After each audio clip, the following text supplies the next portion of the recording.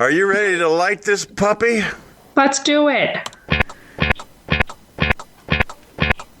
That's not right. The remix. Yeah. All right, here we go. The T-bone. And chick brew. Let's God bless. All these years, just get it right one time. What do you want from me? 40 years they've been trying. You couldn't fire somebody if they were horrible, doing a terrible job for the veterans. And now you can say you're fired. Okay. No one listens to radio. And now for a quick disclaimer. The T-Bone And chick brew. show is brought to you by nobody. We have no sponsors. The show is still rated G. For glorious. Talking with superfan James this week, and he mentions, first of all, he's doing a lot of driving, so he's stockpiling episodes so that he can listen to them while he drives. And I'm like, you don't have to do that, man. We've got years of episodes available online that we can definitely get you through your 16-hour drive without a problem. And he's talking about one of the things he said that struck me as weird. He's like, and when I think of your podcast, I think of you saying something, and then God bless. And I'm like, God bless? What are you talking about? God bless. He's like, in the opening, you know, when you say God bless. Well, okay, because I initially felt like I guess I was somehow saying it in a loving and caring way to all the people out there. And God bless you all. But no, it was nothing like that. It was me avoiding saying a cuss word. It looks like a beautiful day in Spain. I can tell you, not so much here in central Pennsylvania. In case you haven't heard, we had getting some rain. a little bit of a storm in the Americas. And for all of our friends that suffered through what was Ian, I, with the exception of my friend Tony Lasavicius, I think everybody is okay.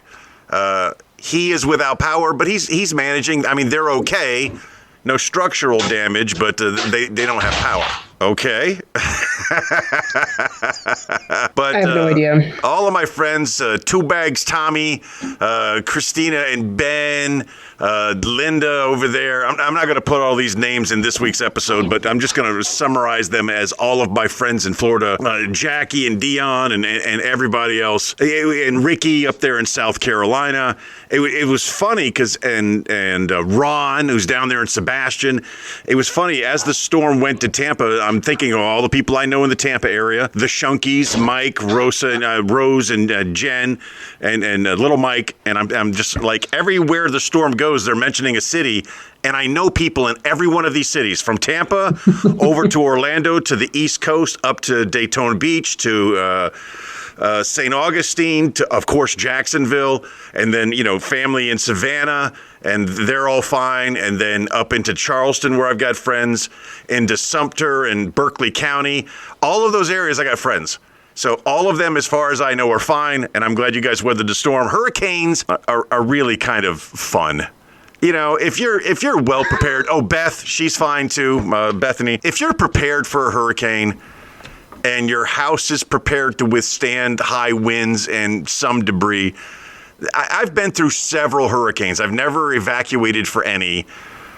The scariest hurricane I've ever been in, believe this or not, was right there in Spain. The one, was that 4 years ago? Yeah. 5 years ago? Let me tell you about that. A little story you don't know. So I often wonder what it was like in the Americas. Imagine we didn't have meteorology and we didn't have satellites and imagery and anything like this. And it's just a beautiful day in Tampa, Florida, and everything's great. And then the rain starts and you're like, oh, well, it's Florida. It's raining. It'll stop in a few minutes, but it doesn't stop and it intensifies and the winds pick up. You have no idea what is coming. You have no idea. Well, and that's how we ended up burning witches and how the Bible was written, right? Like, someone made someone mad. This is smite. Yes, Tampa was being smited for the wonderful Hard Rock Casino right there on the Interstate I-75 and I-4, in case anybody needs directions. So Tampa's being smited. Again, imagine no idea that this storm is coming. It's a beautiful sunny day. It starts to rain. The rain picks up, the wind picks up, and then all heck breaks loose. It's just, that is terrifying. I don't like the weeks leading up to anticipation, but I basically time traveled in Spain because I didn't watch Spanish weather or Spanish news. And neither did any of my idiot friends. So we had planned, for whatever reason, we had changed it to a Sunday. And I hate the fact that we changed it to a Sunday because we always hash on Saturdays. We had changed it to a Sunday this weekend to increase participation. Fail. Yeah, anytime you bend to the whims of the minority, you don't get anything that you want. So we do it on a Sunday, and I'm off trail, and I am it was a beautiful start. We started at 11. It was a beautiful day, and we're having along, and the rain starts picking up. I'm like, okay, this is pretty rainy. And then the wind starts picking up. I'm like, okay, this is pretty windy. And then I remember I lost a cell phone on this run, because I had taken my cell phone out and I had done some video. I'm like, we are never doing runs on Sunday again. and I get one more proof of life video out of that phone before I toss it into my backpack that I'm running with, which unbeknownst to me is filled with like 3 inches of water. So that phone is done. Oh. There is no saving that phone. But it gets so much worse. And then I run for shelter. I needed to find a place to shelter, and eventually I sheltered, and I remember me and Jose, when we finally made it back to the starting point, we're both sitting in my car waiting for the rest of the people to either wash ashore or show up. And me and him are sitting in my car. We're both drenched. My windows are completely fogged over. If anybody were to tap on the door, it would have looked like a couple of teenagers that had a romp in my car. It was just... And Jose's a good-looking man. It's not that I wouldn't have had a romp with him, but that was not the day. It was so bad. Wrong kind of wet.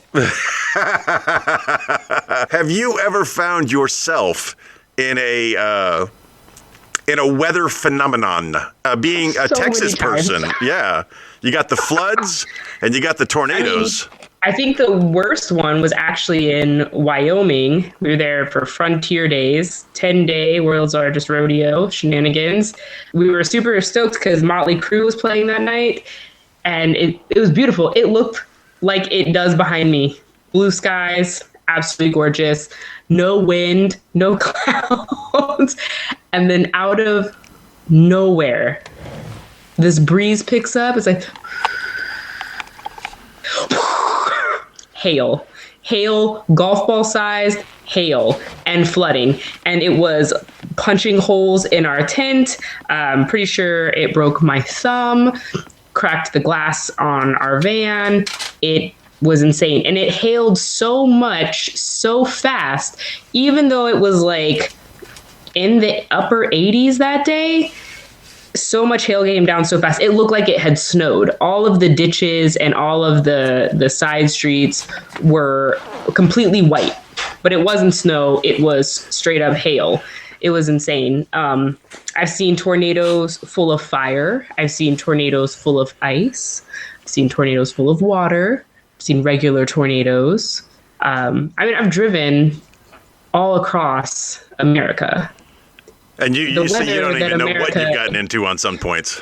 You're like, I hear the tornado sirens. I've been listening to them for hours now. Is it real? And then you wake up in the morning and you're like, oh, it was real and it was real close. How did that miss me? And I'm not mad. When you started losing your tents in Wyoming, did you seek shelter in your vehicles? So the vehicle was not close to our tent. When you started losing your tents, did you seek shelter anywhere other than in the tent? It's all tents. So the biggest problem is that the brain for all of our electronics sits on the ground. And the water was flooding so quickly from the rain that accompanied the hail. I sent everyone out of the tent because it has a metal floor base, like metal tubes that go all the way around, and luckily rubber flooring. But I sent everyone out and I put the brain on top of the stack of bricks that I had in the tent and tried to keep it dry as I could. And it was actually, we went out and kind of huddled under the porta potties were set up, and they had kind of put this like awning of plywood over them to make it like a tunnel. And so we just kind of stood there in the porta potty alley. But luckily we were kind of like away from the main area. Like we were pretty far away from like the rides, the kids' rides, and all of the other rodeo type things. So it wasn't so bad. There weren't that many people out that way by then. Every time we have a storm in America, I always ask the people who are rebuilding to please rebuild with material that can withstand the storms in the area. In Italy, in Spain, we see houses that have been there for hundreds of years because they were built with poured reinforced concrete. And with the exception of a volcano and an earthquake directly underneath the house or war, those buildings withstand the test of time. Meanwhile, we're still building things. Still there. The humans are not, but the roads are. Meanwhile, we're still building homes out of twiddle sticks here in America, and especially down there in South Florida, there's so many retirement communities. The Villages, our friends Doreen and Dan. While I've been, following Ian, I stumbled across quite a few interesting articles about people who sheltered at Disney World, because Disney World has been through many hurricanes and their resorts have survived many a hurricane. And I was like, wow, that's really clever. And apparently it's a thing that locals do. There's food, they have generators for power, they have Wi-Fi that doesn't die, and they have entertainment. And people just book a week-long stay at the resort, not looking to go into the park, but for safety's sake. I have never heard of that. I hadn't either until I started following. And then, of course, I was like, but what about the animals? And then turns out the animals all have built-in shelters behind the park. It was really interesting. Yeah, the animals are housed in hurricane-proof buildings for a reason. Yeah, and apparently, if you're a human and you want to be housed in a hurricane-proof building, the resort is the place to go. Plus, you're not going to get storm surge in Orlando. You're in the dead center of Florida. You're not getting it from the East Coast. You're not getting it from the West. That's what screwed up a lot of people. A lot of the damage that I saw. Yeah, of course, some of it's from the winds. My friend Martha, she took some damage there. But the storm surge. That was insane. I watched the time lapse of it and they're like, this is a 30-minute video condensed. And I was like, 30 minutes? Jeez, they could have played it in real life time and it still would have been fast. The scariest video you'll ever see is the Fukushima tsunami. The water, the speed of that water. And because it was Japan, and not to be stereotypical or anything of it, but there was a much more powerful earthquake a couple of years before that caused a horrible tsunami that killed hundreds of thousands of people.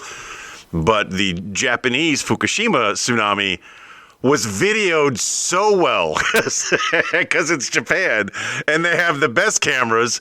And there was just this one amazing shot of a helicopter shot off the coast that followed the first wave.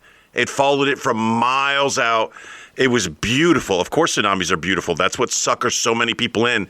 I remember in Phuket, there was a cat standing on the beach, and there's a video of him standing on the beach as the water disappears, and none of the warning signs that should have went off in his brain went off, and he's just like standing there. He's like, oh, isn't this interesting? Oh, look, there's fish on the look at this. This is interesting.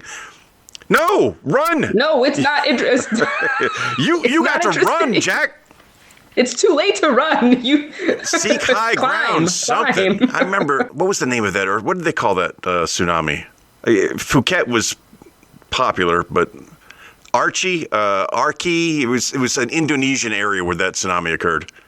Anyway, way too serious for this show. For all of our friends that survived the recent storms in America, thanks for listening, number one. Number two, we're glad you're all well. We, of course, if you need anything, and is there any way that I can help you, please reach out to me. Let me know. Of course, I donate money to Stranger Things, so why not? Not the TV show. That's ridiculous. Speaking of TV shows, I have a bit of a conundrum. Uh-oh. Yes. Dahlmer. Have you heard of it? Seen it. All of it? All of it. Okay, I have not. I have not finished it. I really don't care to finish it. Here's what I know. I was alive when Jeffrey Dahmer was alive. I was Same. I was there in the 70s when he was there in the 70s. He was 10 years older than me. There's one scene where he gets pulled over in 1978 for a DUI, and I remember I commented to the producer, "You need a manager." I commented to the producer, "Hey, this is the 70s." She's like, "What?" I was like, "This is the 70s."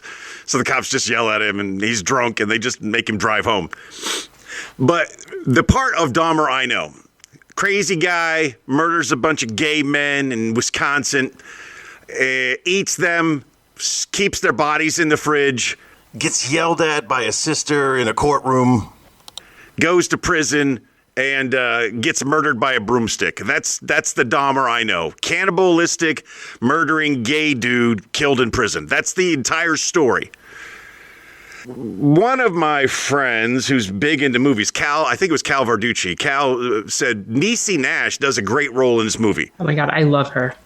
I love Niecy Nash. She did a great role in this movie. And apparently funny. the actor who plays Dahmer is, no kidding, doing a great job. I'll give him that. He's amazing, yes.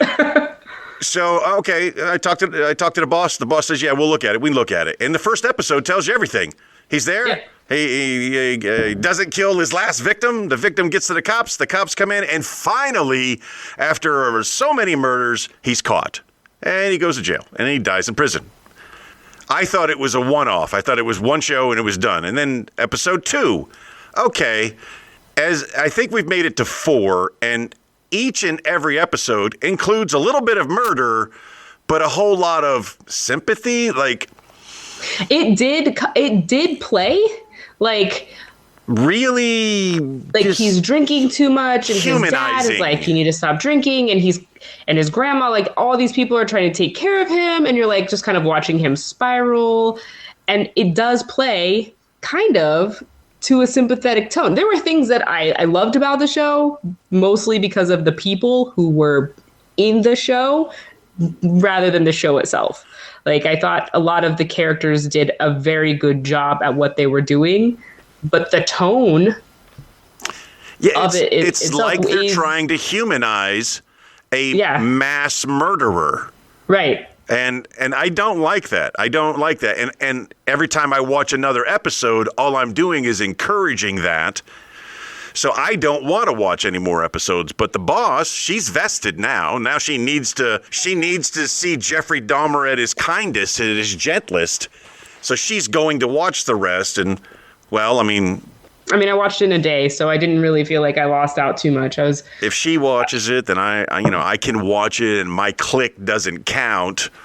Netflix doesn't know we're both watching it at the same time, and not watching it doesn't negate her click. So I think I'm going to finish it, only because we're doing it as a team. It's a team effort, but I'm not. I will say, as far as the acting goes, it's amazing. But as far as the script goes and humanizing someone like this, even though it's been 30 years, I don't like it here, and I don't like it as a precursor to future movies that humanize mass murderers. So we just celebrated the anniversary of the Las Vegas shooting, where he murdered, 58 people and wounded hundreds? Well, I'm sure he was a nice guy. He probably had his moments. He probably had a drinking problem. He probably had an ex-wife that drove him crazy. There's probably a lot of sympathetic reasons why he killed 58 strangers. Mm-hmm. I don't want to see that movie. Don't want to see that. No, it is interesting. I remember, back in high school, maybe early college, I was reading a book that was about Charles Manson, and talking about his upbringing and, being a ward or a child of the state and what those facilities were like. And I remember being like, are you making excuses for him? No, thank you. And I never even finished it. A show I can get through because I'm just watching it. It's probably on in the background. I was cooking while I was, watching it, whatever. But a book that's a lot of focus and attention, and I'm not as likely to finish. But yeah, not on my list of things to talk about, but I started a book today. Oh. George Orwell in 1984. Uh-huh. I've never read it. Oh. I know about it, but Right. I've never read it. And How's it going? Old Winston's got me enthralled a little bit in chapter 4 in the way the Ministry of Truth, ring a bell? Yes. The way the Ministry of Truth operates seems very similar to a lot of things going on in this world. Hey, don't want to sidetrack. I got I have about 30 minutes of conversational topics for us, as we always do, and then we break into segments. So, ladies and gentlemen, this is what we do. We talk. We engage in a list of authorized topics, and then we move on to our segments, and then we say goodbye. But if you don't like that, or there's something you want to say or something you want to share, you know what you can do? You can always call us on the hotline. It's Suck a lip.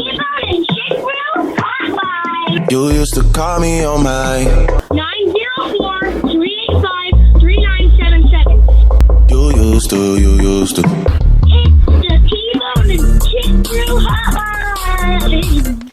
Tegan gets mad every time we don't use hers. Here's what I want you to do, Tegan. I know you're listening. You're a great listener, and we appreciate you. The next time you're with your weird beard club, get them on the phone. Make sure you've got 5 bars, because your last one was a little staticky. Get them on the phone and get them to do the promo for the T-Bone and Chick Brew hotline, and I'll make a special one for you. And I promise we'll use that every episode, at least once. But the kids right now have the better promo because they're kids and they're adorable.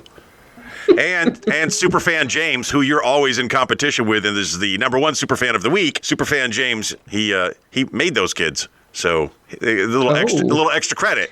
He made fans for the show, so I don't think we can Bring your own fans. Hey,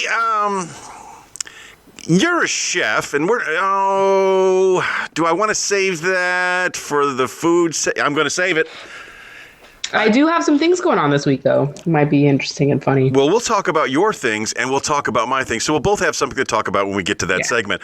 Let's talk about John Cena.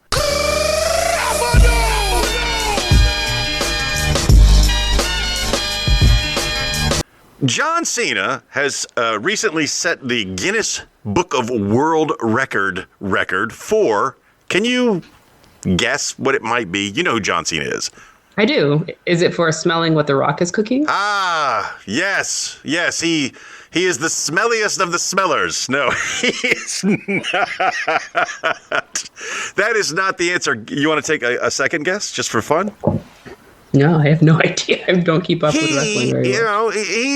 Come on, man. He's a good guy. You know, all the interviews I see, he seems like a regular kind of nice person.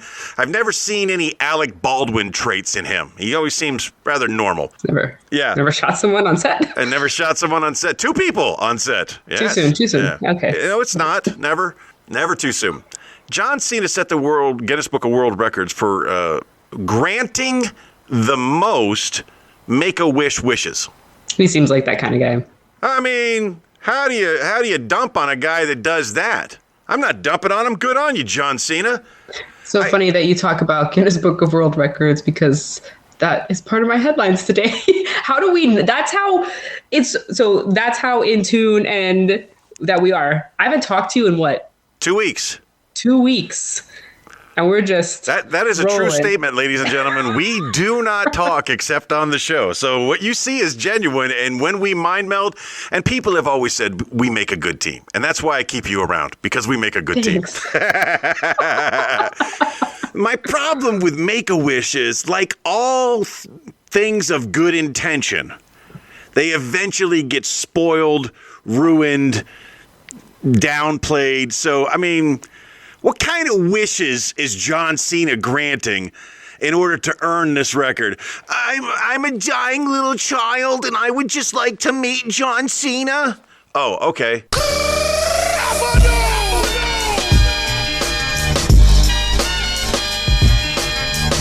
It's John Cena. I hope that's his theme music.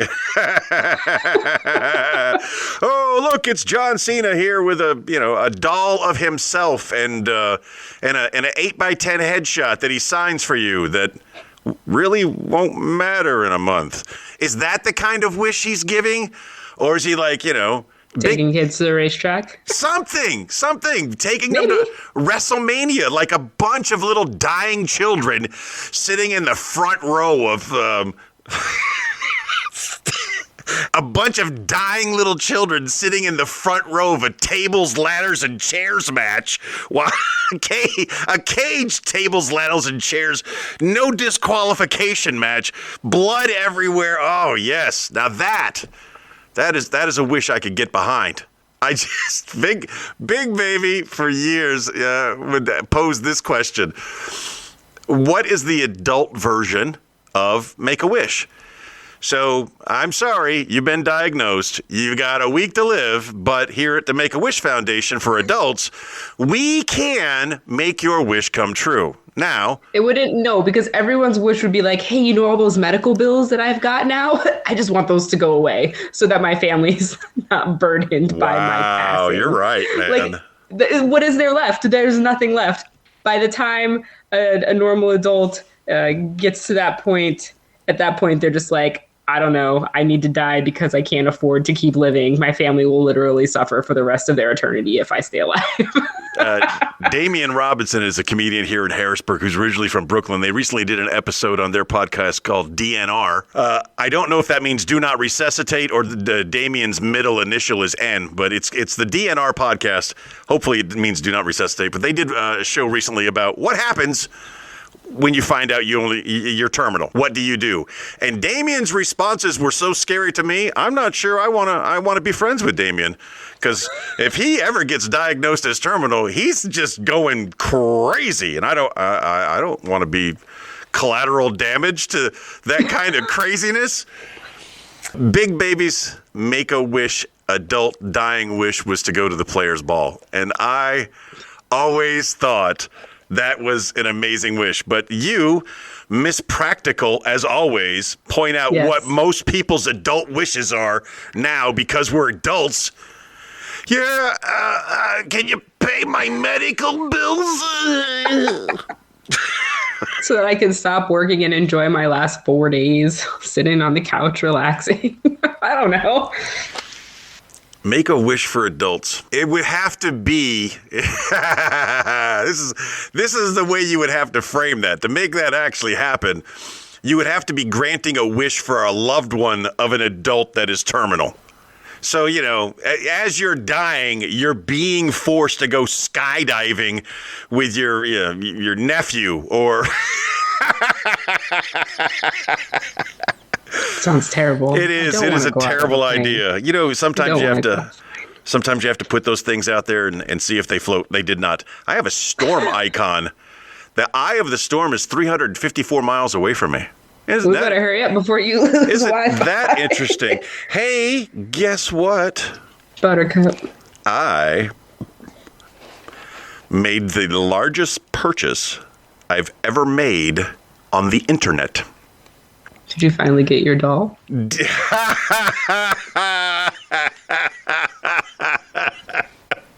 I'm telling you.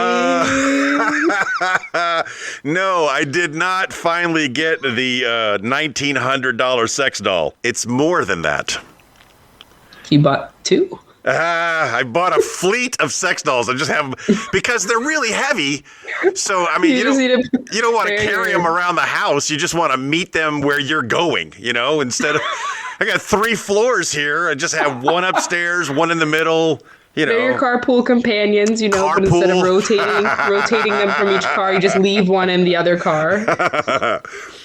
I made the largest purchase I've ever made on the internet. Do you want to guess what it is? And I think that's to you, that's to the audience, that's to our super fans and our regular fans and our future fans who are listening to this long into the future after both of us have made our final wish. What do you think I purchased? Did you buy a car? Maybe. Can you imagine buying a car on the internet? Yeah, I did. You bought yours on the internet? Yeah. Is this a new thing? Is this normal now? Oh, yeah. I mean, why would I go talk to people if I don't have to? Okay. All right. We're a generation apart. Whereas I We're not a generation apart. No, we're not a generation. We're a few years apart. Let's keep it real. Jesus. I have to drive the car. I have to feel it. I need all of the sensory input. I mean, I did do a test drive, but I purchased the car online. I even scheduled my test drive online. All right, you went and did a test drive. Right. And that involved dealing with people. Very briefly, yes. And where was that at? In Valencia. You went all the way to Valencia for... No, I just happened to be in Valencia. There happened to be a service center that had a car available for test driving. So you went online and scheduled your test drive, and then you go, show up, show them your ID, obviously your driver's license, and they show you how to start the car. They tell you, they put the location into the GPS where you turn around and then come back, and then that was it. I have been shopping.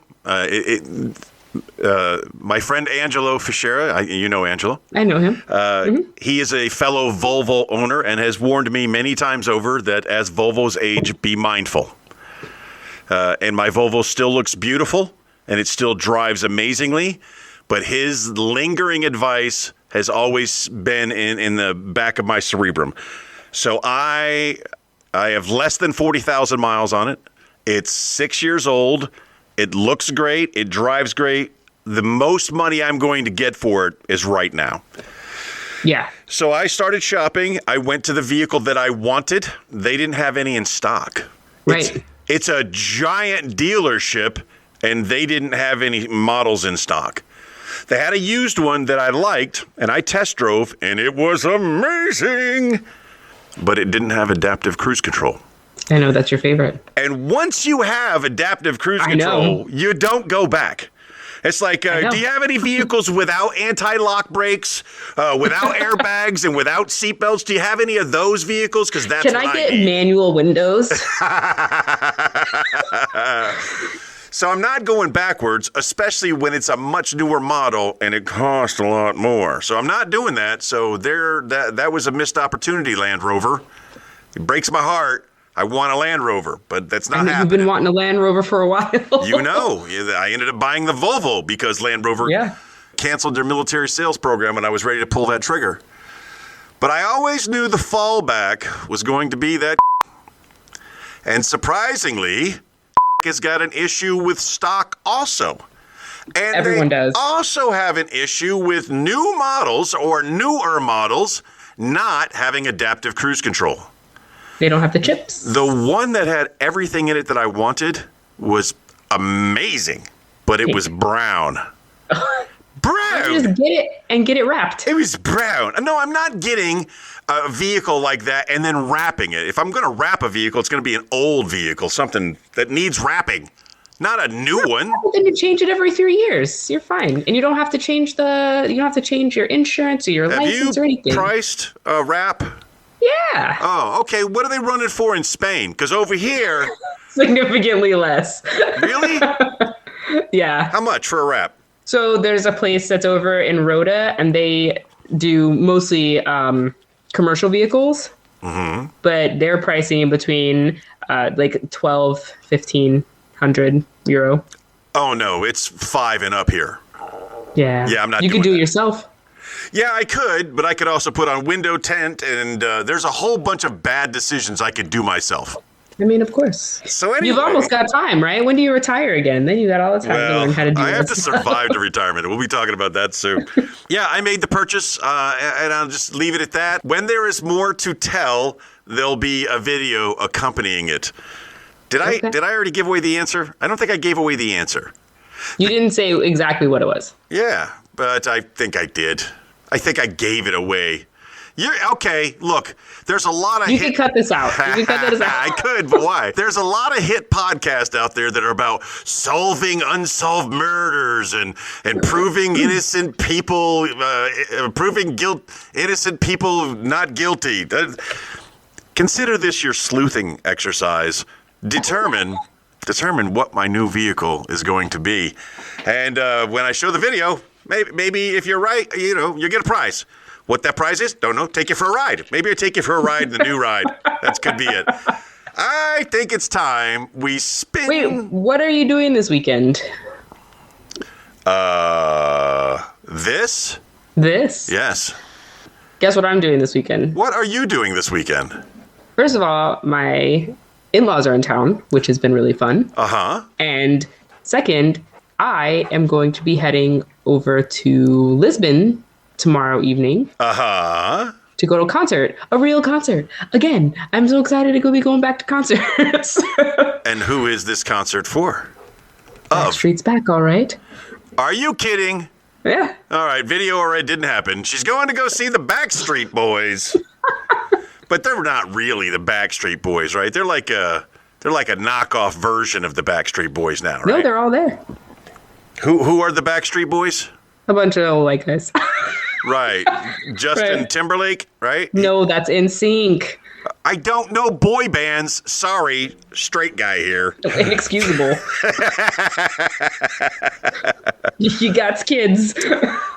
Yeah, I do. I do have kids, but they might actually be too young for that gap. maybe. I guess I don't know. It didn't. What is the song the Backstreet Boys sing? Backstreet's back, all right. Wow, really, Yeah. really inventive on the song titles there. Why don't we move forward? I hope you enjoy yourself. I look forward to living vicariously through you, as I always do. Why don't we spin the wheel of destiny and see what we're going to talk about next?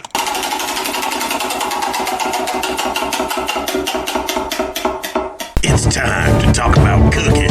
And tonight proved one thing. You know, all.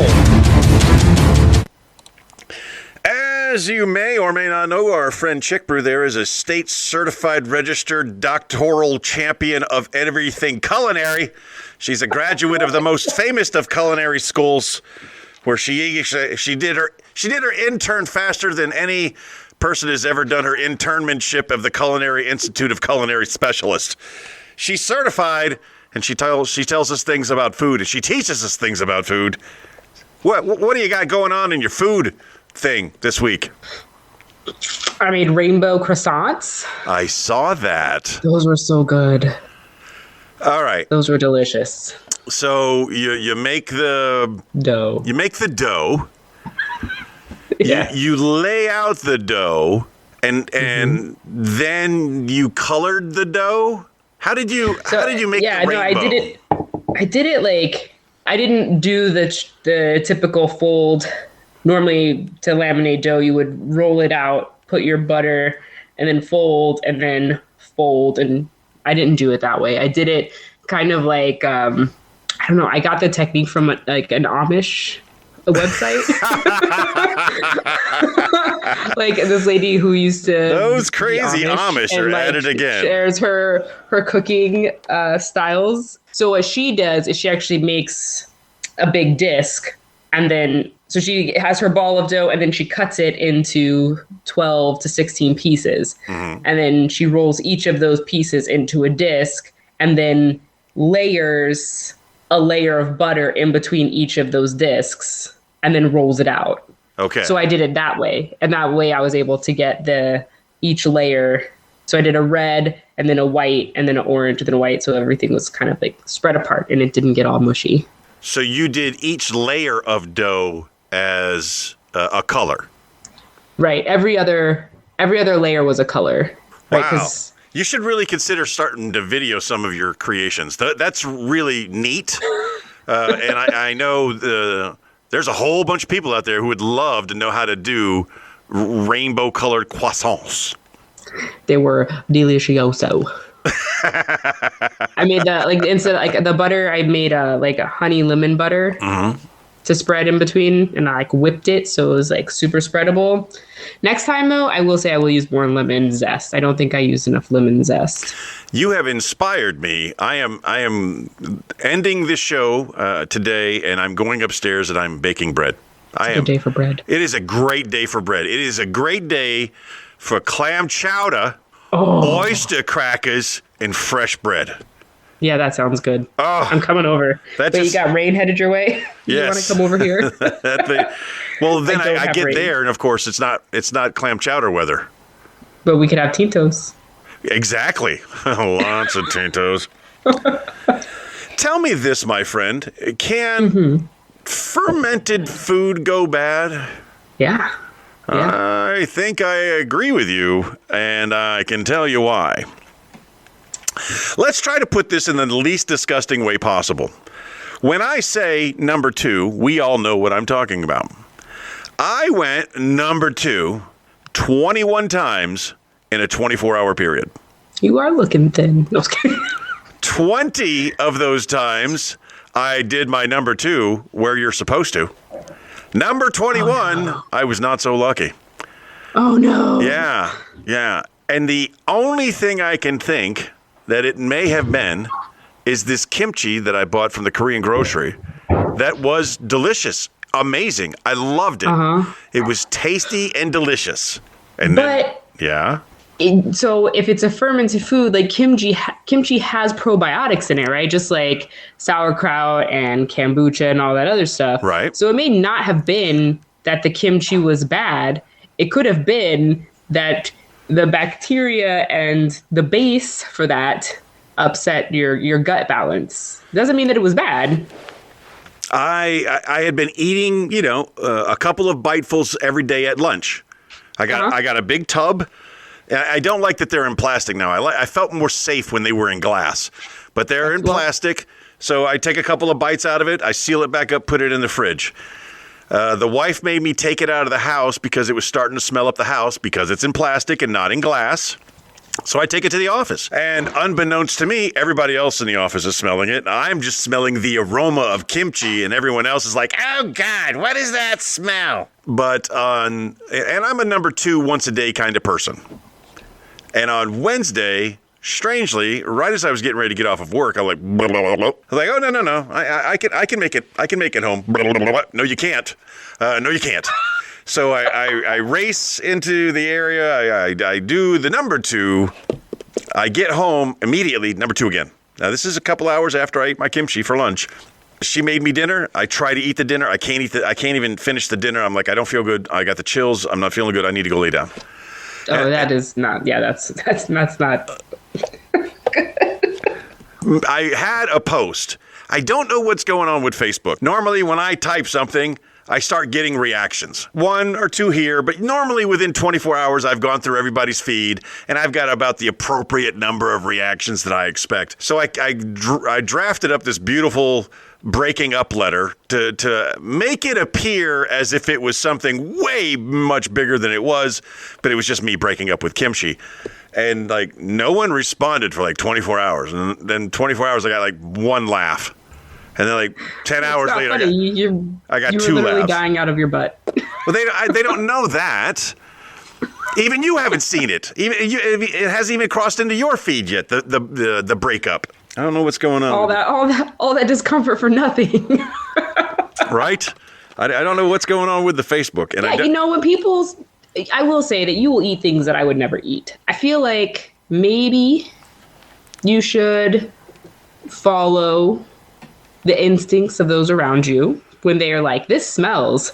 That doesn't mean take bigger spoonfuls of it more frequently while at lunch. That means, and it doesn't mean when someone that loves you says, this smells, I want it out of the house.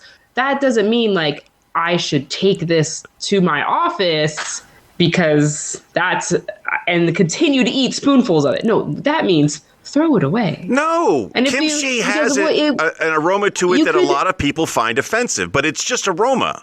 Yeah, but the producer didn't just wake up to this is not the producer's first kimchi experience. So don't come at me like that. The producer was like, this smells terrible. And you're like, I will continue to eat this by the shovelful at my desk. I don't eat it by the shovelful. Oh, my God.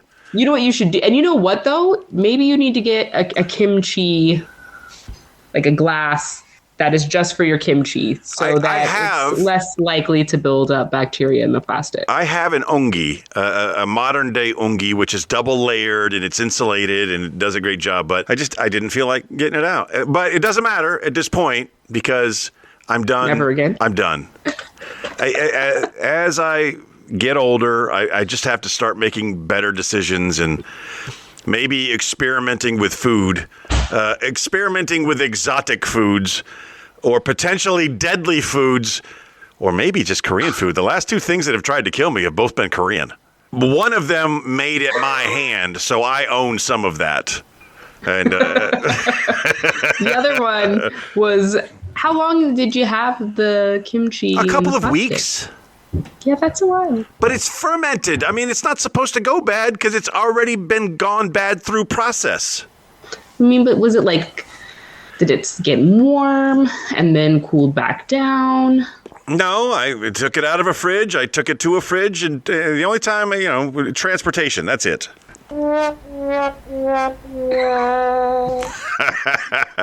There is something I might be able to use here. How about we do something a little bit more fun and move on to the Book of Everything.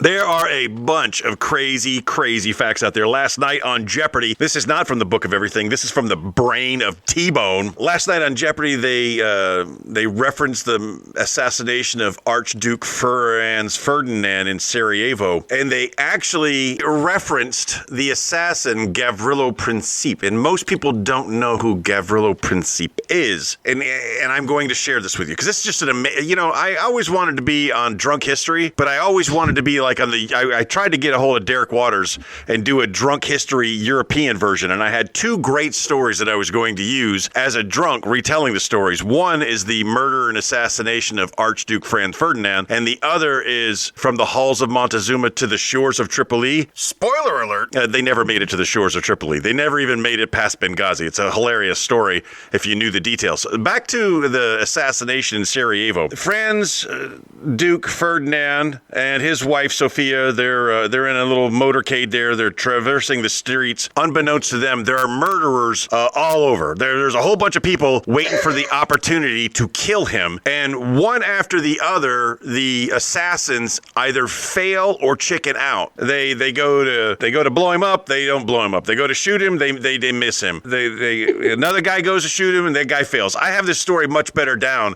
if I were to do a Drunk History European version. Just to be clear, Derek Waters, if you're listening. So eventually they detonate a bomb. The bomb is close to the Archduke, but does not kill the Archduke. So the motorcade goes away, the people go to the hospital, and the assassination attempt is over for the day. Or so you think. Franz Ferdinand, he goes to the hospital, he visits to the injured people. Then him and his motorcade get back on the road. They go back the route they came. Meanwhile, the assassins have either been arrested, beaten by a mob. There's a whole bunch of things, except for Gavrilo Princip, who just didn't get a chance to do anything. He missed his opportunity. So he's at a little cafe. He's sitting down, having a sandwich, drinking some coffee, minding his business. And the Archduke and his wife Sophia come back down the route where they were going to be murdered and assassinated. The driver realizes he's making a wrong turn, goes to turn around right in front of one of the assassins, who casually puts his sandwich down, stands up, and just starts blasting, killing Franz Ferdinand and his wife. Why is that significant? Why don't more people know who this one person is? Because of the domino effect. Gavrilo Princip is a tiny little domino in front of successfully larger and larger and larger dominoes. You've seen that experiment before in your life, right? Yeah. You knock one tiny little domino down, and eventually you're knocking down building-sized dominoes. He was the tiny domino. He kills Franz Ferdinand. This begins World War I. World War I kills millions and millions of people, which causes World War II, which kills millions and millions of people, all because of one guy and nobody knows his name. He got lost in the sauce.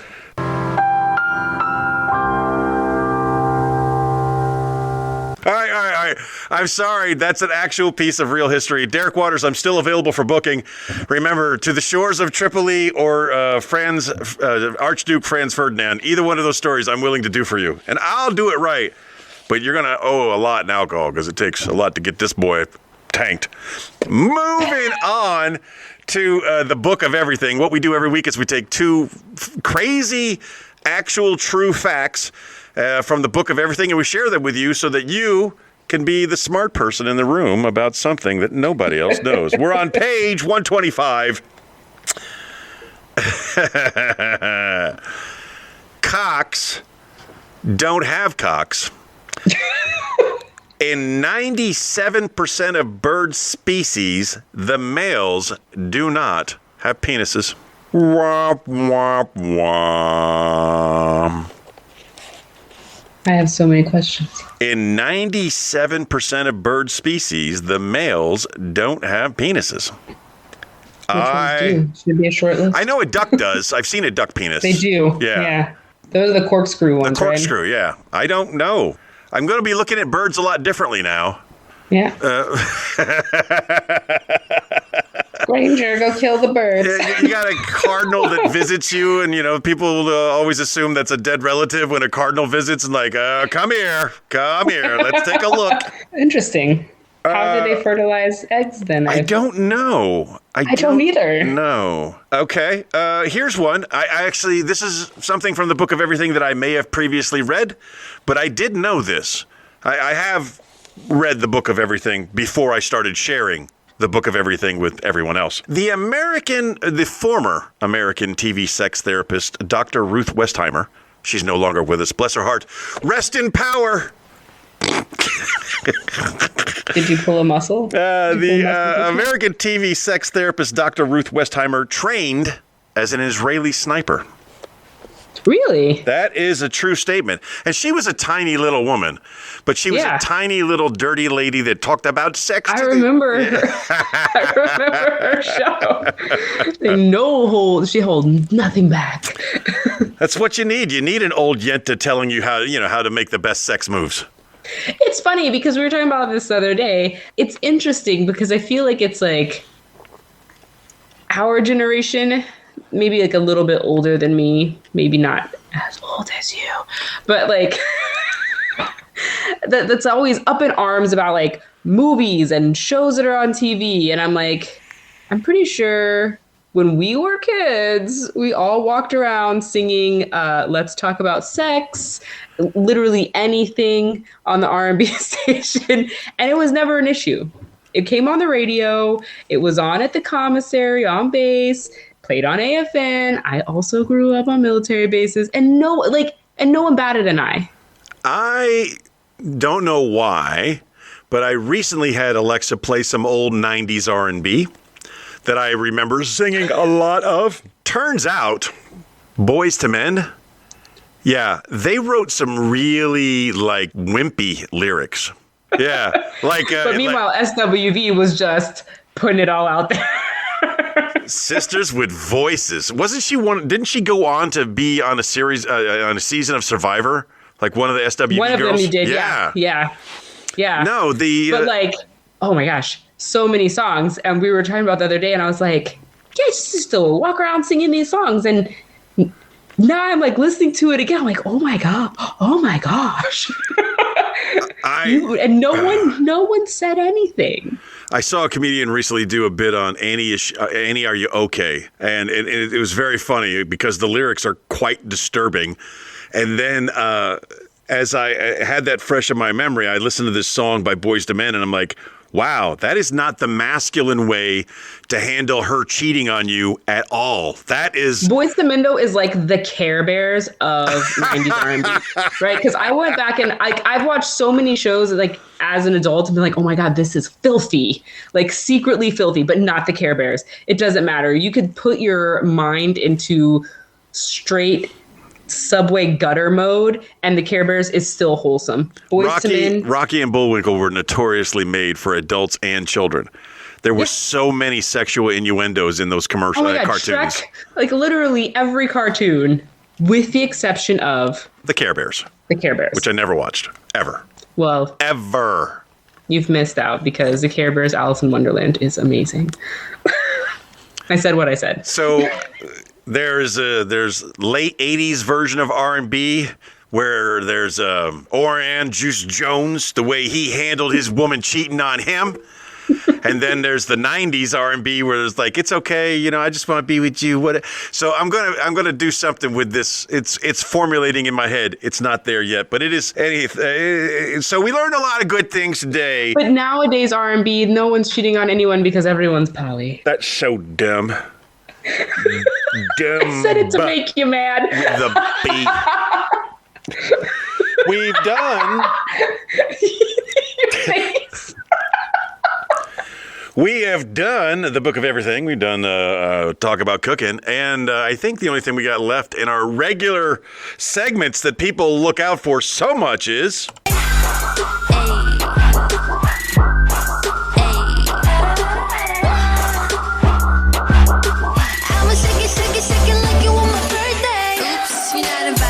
Oops, you're not invited. K-pop, for those of you who are wondering, if you're going to steal somebody's music, do it from Korea. The chances of them finding it are less likely. You're just mad because it's trying to kill you. Yeah, that is strange. So it has been a couple of weeks, and we've missed some birthdays along the way. Ladies and gentlemen, if we miss your birthday, please, we apologize. We don't want to miss your birthday. We want to celebrate you any way we can. And that's what we're doing in the Birthday Boost segment. We identify two people. She gets two, I get two. We wish you the happiest of birthdays, and we say wonderful things about you. May or may not be true. We're not sure. We don't know. And if you do not make the Birthday Boost then you get what's called an honorable mention. We acknowledge the fact that you, along with us, have made another journey around the sun together. So as always, my friend, you get to go first. I'm going to start off with Courtney Pollock. She is my favorite person to go and chit-chat with over at Building 1. She keeps me lots of company. Most importantly, I don't know how she does it. Her husband is like a triathlete, like one of those people. It's like very athletic, which hurts me. Just sometimes I talk to him and I'm just like, that's great. I don't know what to say because he's so fit. And then I will tell Courtney like, oh, is your husband still alive? Did he survive the last thing? And she's like, oh yeah, he's fine.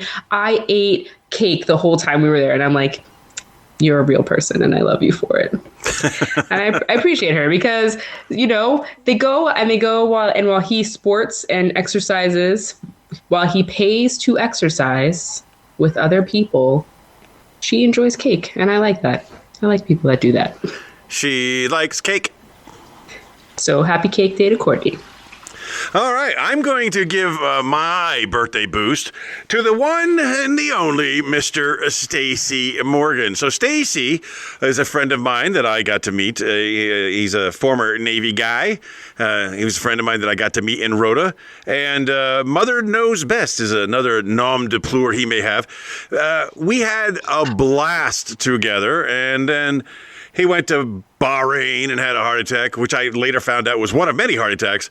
He's a fit guy, but his ticker was tricking him. And I found out a lot about the Bahraini medical system there. Very strange, but I'm glad he survived that. He's down in Florida right now.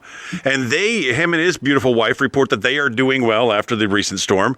So to my friend Stacey Morgan, for the survivor that you are, always someone to look up to when it comes to strength and courage.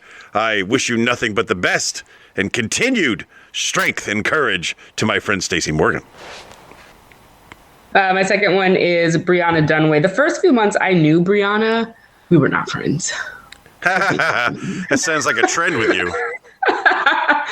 We worked for rival promotional companies, but her company would cut checks to the venues, but my company didn't because obviously we had a superior product and we didn't need to bribe our ways in.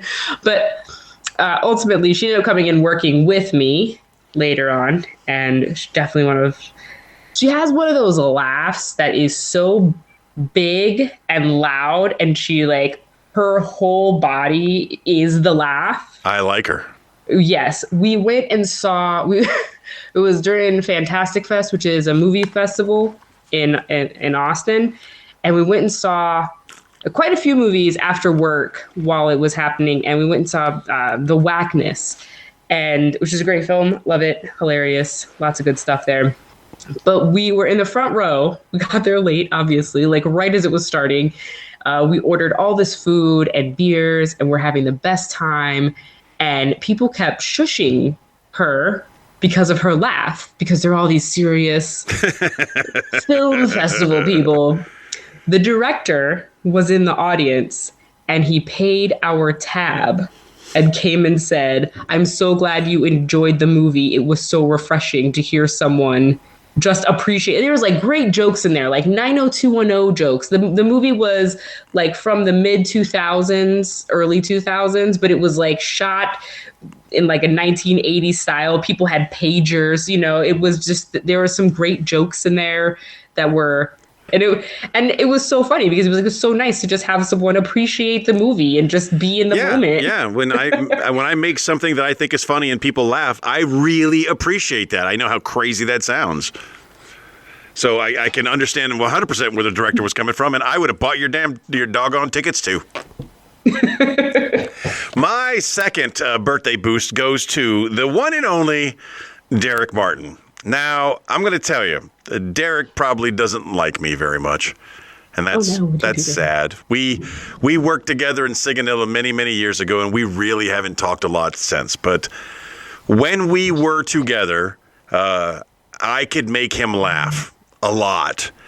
And when we were together with our friend Chuck Mogul, Chuck could make Derek laugh. Chuck Mogul, Derek Martin, Brad Marshall, we're all in a room. We're all doing these very, very serious disciplinary review boards. Chuck would say the most outrageous things possible, and Derek and Brad would chuckle back and forth to each other.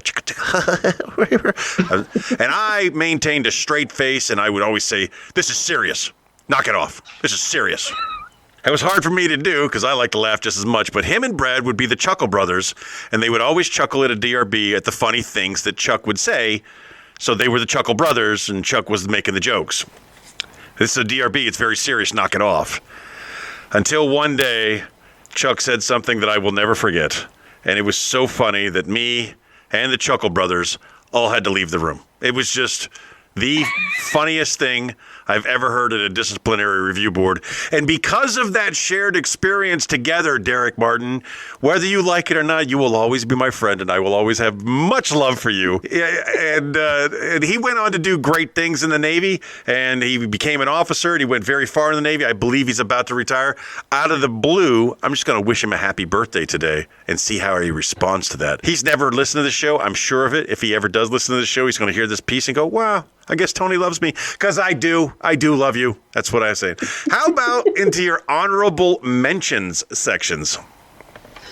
Honorable mentions, I got Megan Pellman, Latiff Abdullah, I have Liz Garcia, and Erica Kaiser. I had thought about this. I have a name on my list, and I wanted to... she's no longer with us, and I wanted to mention her name, but she committed suicide, and I don't do that. Jeff Davis, who is a mutual friend, and you can Love see Jeff. today, it is his birthday tomorrow. I went to Shamrock. He was off. Was he? I had brunch. He was there. He was not there. Tom Mullins is having his birthday. Joanne Bailey, who I haven't seen any pics of the husband with the new motorcycle yet. We were there with Travis when he won his brand new Indian motorcycle.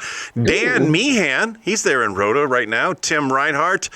Stacey Morgan has mentioned a relative of mine who's an amazing lady, but I don't know what the relative relationship is because she's an in-law something, but Miss Norma Hawkins, I love watching your post. Frank Delatorre, Kevin Fitzgerald, very funny guy in New York City. Delilah Hotchkiss, Trahleena Isabel, Stephanie, Jolie, Felix Rivera, Jason Hughes, and Ed Linares, and I finish it up with the lady who I met during my colonoscopy, Miss Jessica Naranjo.